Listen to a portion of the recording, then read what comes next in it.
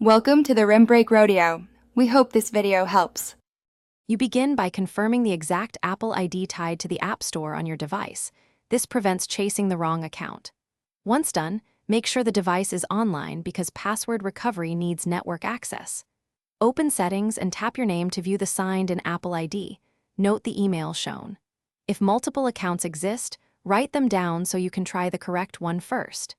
Doing this saves time when you move to verification and password reset steps next.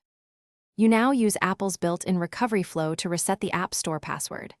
Go to Settings, then Password and Security, and choose Change Password. This uses your device passcode to confirm identity.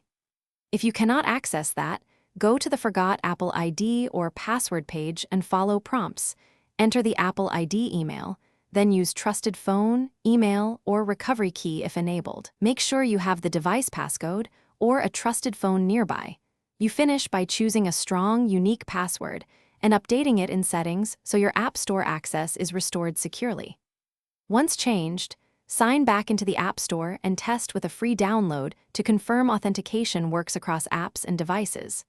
If something goes wrong, like verification codes not arriving, start account recovery or contact Apple support for guided help.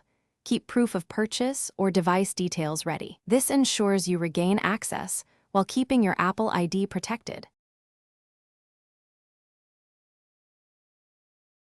Thanks for watching. Consider subscribing if we helped you.